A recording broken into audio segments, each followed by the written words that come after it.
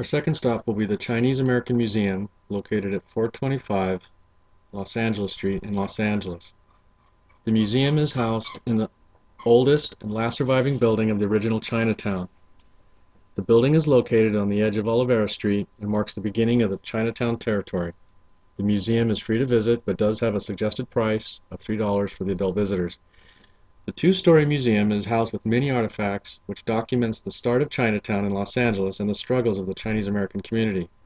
The museum focuses on the artifacts such as comics and art pieces which signify the discrimination early Chinese immigrants had to endure. Also in the museum there is a replica of a Chinese herbal shop as well as documentation from a laundry service, which were jobs early Chinese immigrants could take on. Other than showcasing the discrimination which Chinese Americans endured, the museum also traces the evolution of the Chinese American community with newspaper articles and signs of Chinese Americans coming into leadership positions in the larger community, such as Judy Chu.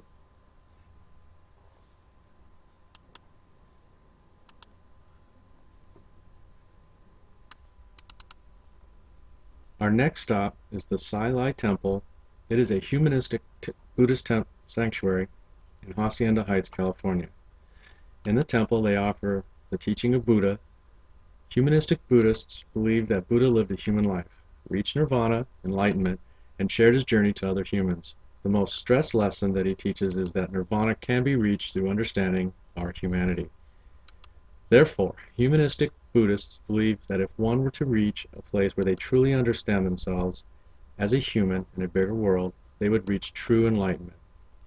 This includes being a person of tolerance, love, compassion, and living a life of truth and grace, whose sole goal is to benefit all beings. The purpose of the Sai Lai Temple is to teach those who are willing to live a humanistic Buddhist life. They have classes that include meditation training, core Buddhist training, and sutra study. This temple is a beautiful place. And lastly, the Gamble House is an architectural gem located in Pasadena, California.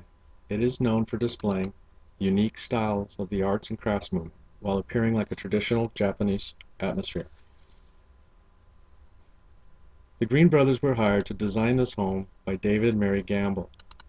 The couple invested a significant amount of money into the development of this home. While the design was finished in 1908, the home was not completed until 1910. The couple remained in the home until they passed. In 1966, the home was donated to the city of Pasadena, understanding the artistic significance in the building. The interior is surrounded by magnificent woodwork and is complemented by the pond and garden on the exterior. This home truly provides a sense of calm, very similar to the Japanese culture.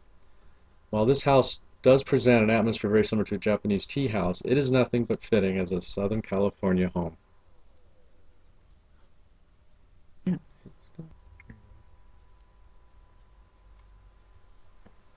This part of the tour is going to be in Los Angeles' Chinatown, where I'll provide a little background on the many languages you may hear.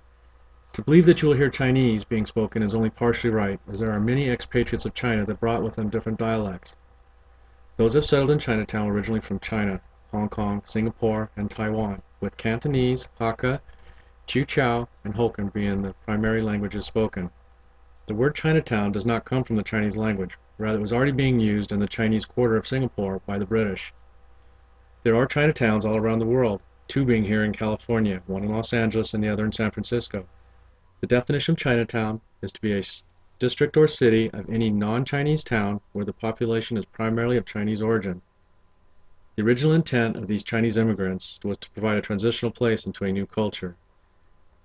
As time has passed, the culture of the Chinatowns have changed, becoming more historical as touristic trade centers by providing tourists an upscale setting of the old Chinatown feel.